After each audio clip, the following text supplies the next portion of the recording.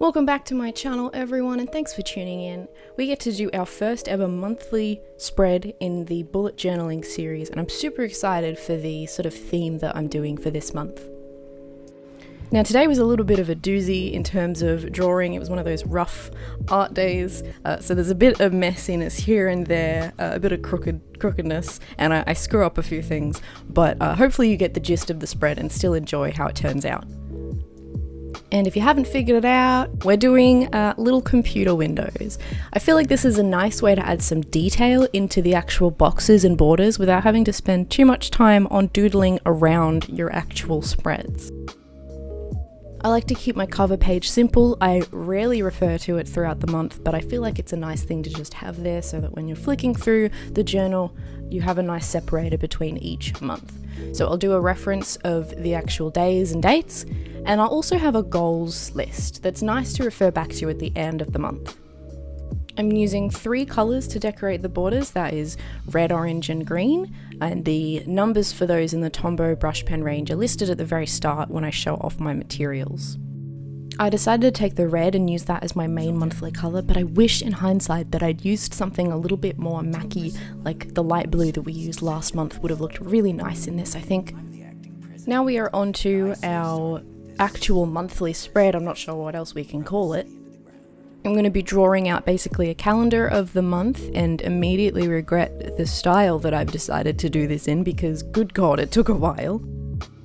This is another handy page to refer back to, and I like making the boxes just big enough so that I can dot in any appointments or, I don't know, important reminders, like I'll write down the days that I need to pay rent just so I can check it and keep track of what week we're on. Good God, that took so long.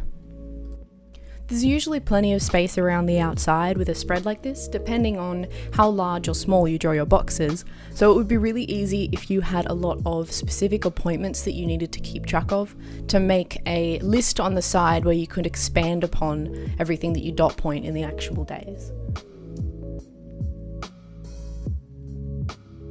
I use the spare space on the side to list out any goals or notes for the overall month and to keep a tracking list. You can change this tracker to suit whatever your needs may be. So I am self-employed, I'm an artist that works from home, so it's nice for me to be able to compare month to month how well I'm doing to make sure I'm keeping on track of finances and things like that, as well as performance with stream and whatever is my focus for that month.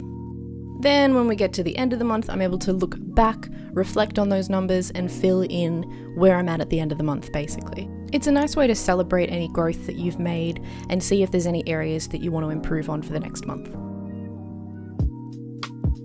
Okay, on to our next page. This is probably the spread that I will refer back to the most throughout the month, and this is my finance tracker, my habit tracker, and my doodling page.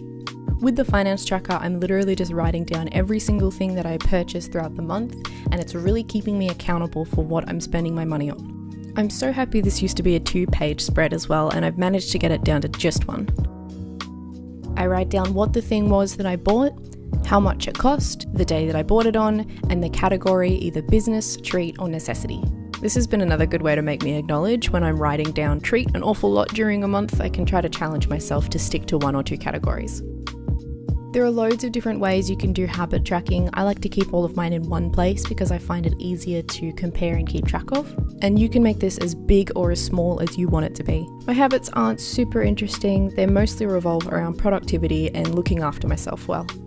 Now that we've got our monthly necessity pages done, it's time to do our first weekly spread of the month so we have something to jump into.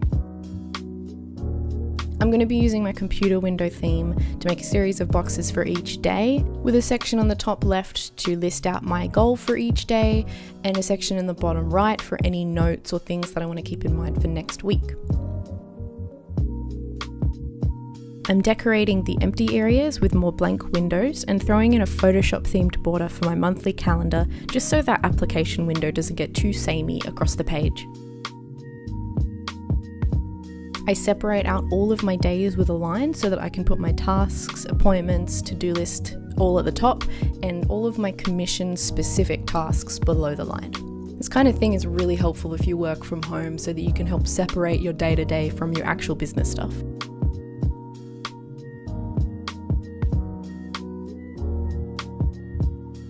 I think the Photoshop tools window was my favourite part about this entire month. It was really fun to draw. I haven't consistently done this through the month, but I decided to add a drop shadow here around the windows just to help give them a little more depth and help the page feel more finished. And that right there is my monthly spread. It's pretty simple, just nice and solid and easy to navigate so I can really keep on track of my month, and it really works for me. It did take some experimenting to find what pages and spreads I preferred the most, but now I've got a really clear-cut vision in my mind whenever I sit down to do a spread. If you recreate any of the sections of this spread or you just want to show off your month, please at me on Twitter or Instagram. I'd love to see it. And if you have any requests for sections or spreads you'd like to see in future videos, please leave them as a comment below and I'll try to include them if I can. Thank you so much for watching. Please don't forget to subscribe if you want to catch more videos like this, and I will see you in the next one.